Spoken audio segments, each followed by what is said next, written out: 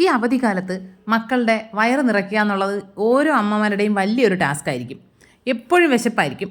അതിന് നമുക്കൊരു ചെറിയൊരു പരിഹാരം കണ്ടെത്താം. എപ്പോഴും നമ്മൾ കടകളിൽ നിന്ന് വാങ്ങി കൊടുക്കുന്നതിലും നല്ലത് ഇങ്ങനെ എന്തെങ്കിലുമൊക്കെ ഉണ്ടാക്കി കൊടുക്കുന്നതാണ്. നല്ല അടിപൊളി കറുമുറു എന്നുള്ള കുഴലപ്പം നമുക്ക് തയ്യാറാക്കിയെടുക്കാം. അതിനായിട്ട് നമ്മുടെ മിക്സിയിൽ നമ്മൾ ചട്നിയൊക്കെ അരക്കില്ലേ, ആ ജാർ എടുക്കാം, ചെറിയ ജാറ്. ഇതിലേക്ക് നമുക്കൊരു 1/4 കപ്പ് ചിരകിയ തേങ്ങ ചേർത്ത് കൊടുക്കാവുന്നതാണ്. നല്ല പച്ച തേങ്ങ ആണെങ്കിൽ ഭയങ്കര ടേസ്റ്റ് ആയിരിക്കും. അപ്പോൾ അതുകൊണ്ട് നിങ്ങൾ അങ്ങനെ ഒന്ന് എടുക്കാൻ ശ്രമിക്കുക. ഇനി ഇതിലേക്ക് ചേർക്കേണ്ടത് ഒരു 7 ചെറിയ ഉള്ളി ഞാൻ എടുക്കുന്നുണ്ട്. ചെറിയ ഉള്ളി എന്ന് പറയുമ്പോൾ ഇത് തീരെ ചെറിയ ഉള്ളിയാണ്. ആദ്യം വലിയ ഉള്ളികളെല്ലാം എടുത്തങ്ങ് തീർക്കും. അവസാനം ഇതുപോലുള്ള ചെറിയ ഉള്ളികളെ കാണുള്ളൂ. നിങ്ങളുടെ കയ്യിലുള്ളത് കുറച്ചുകൂടി വലിയ ഉള്ളിയൊക്കെ ആണെങ്കിൽ 2-3 എണ്ണം ചേർത്താൽ മതിയാകും. 3 ചെറിയ അല്ലി വെളുത്തുള്ളി കൂടെ ചേർക്കുന്നുണ്ട്. വലിയ വെളുത്തുള്ളി അല്ലിയാണെങ്കിൽ ഒരെണ്ണം ചേർത്താൽ മതി.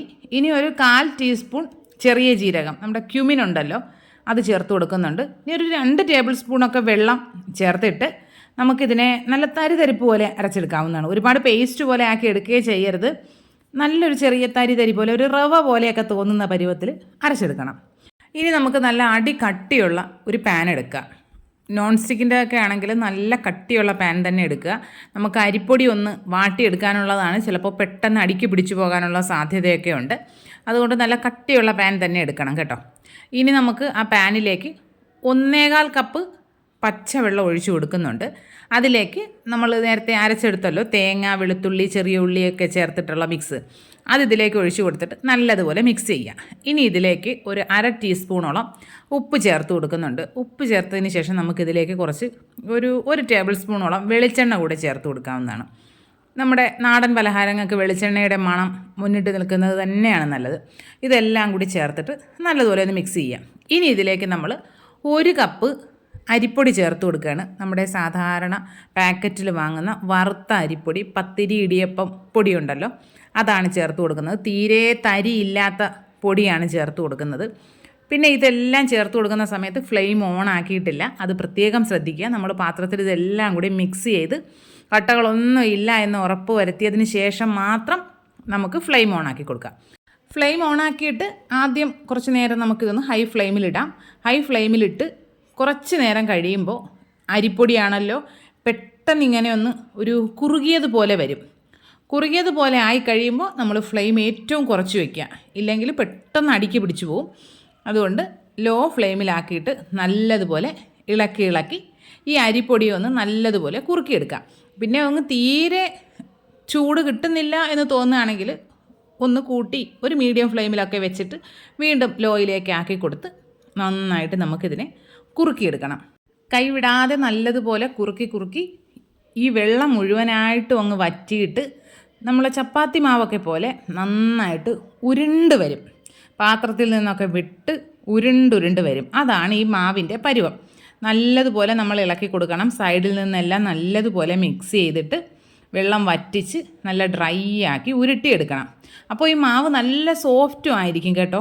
ഇപ്പോൾ ഏകദേശം മാവ് നന്നായിട്ടൊന്ന് സോഫ്റ്റായി പാത്രത്തിൽ നിന്നൊക്കെ വിട്ട് ഉരുണ്ട് വന്നിട്ടുണ്ട്.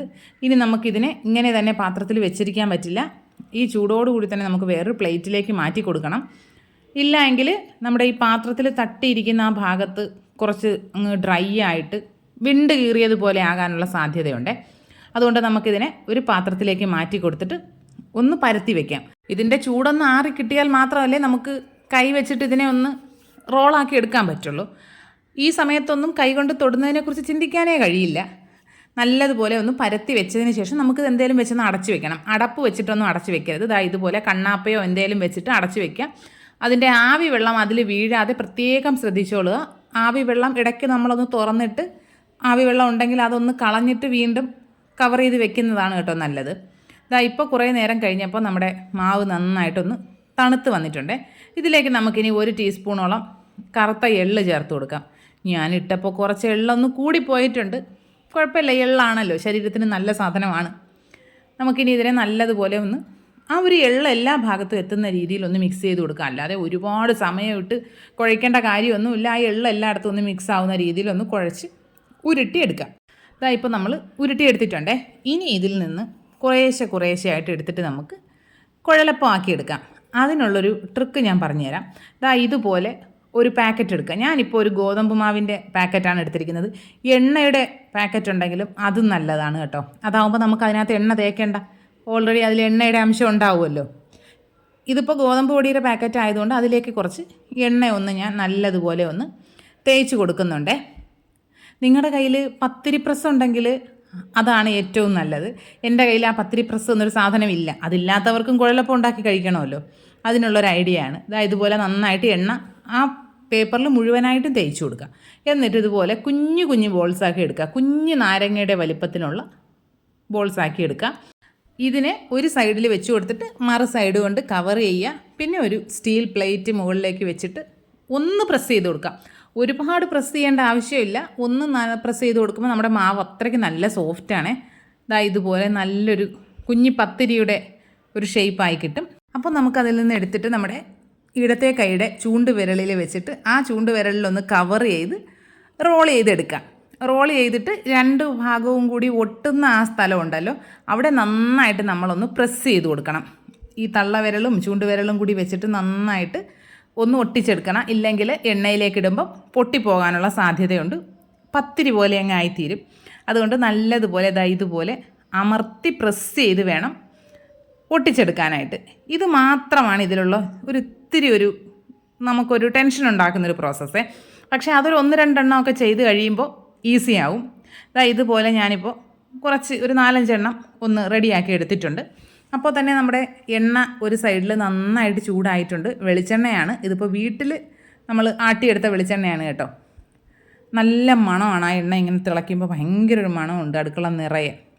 എണ്ണ നന്നായിട്ട് ചൂടായതിന് ശേഷം അതിലേക്ക് കുഴലപ്പം ഇട്ട് കൊടുക്കുക. കുറച്ചുകൂടി വലിയൊരു പാത്രത്തിലാണെങ്കിൽ നിറയെ വെളിച്ചെണ്ണ ഒഴിച്ചിട്ട് ഒരുപാട് എണ്ണ ഒന്നിച്ചിട്ട് നമുക്ക് പൊരിച്ചെടുക്കാം. പിന്നെ കുഴലപ്പം എണ്ണയിലേക്ക് ഇട്ട ഉടനെ ഒന്നും തൊടാനേ പാടില്ല. അവിടെ ഇരുന്നോട്ടെ. അവിടെ ഇരുന്ന് പതുക്കെ അതിങ്ങനെ ഒരു ഭാഗം ഒന്ന് മൊരിഞ്ഞ് വരുമ്പോൾ എണ്ണയിലേക്ക് ഇങ്ങനെ പൊങ്ങി വരും. അപ്പോൾ നമുക്കതിനെ ഒന്ന് തിരിച്ചും മറിച്ചുമൊക്കെ ഇട്ടിട്ട് ഫ്രൈ ചെയ്തെടുക്കാവുന്നതാണ്.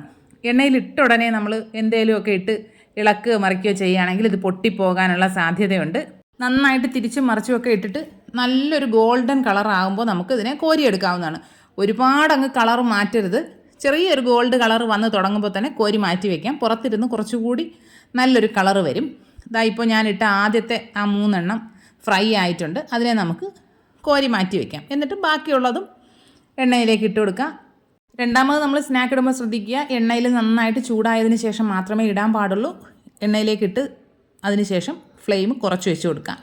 നല്ലതുപോലെ കുക്കായി കിട്ടണം. നല്ലതുപോലെ കുക്കായെങ്കിൽ മാത്രമേ നല്ല കറുമുറുന്നിരിക്കുകയുള്ളൂ കേട്ടോ.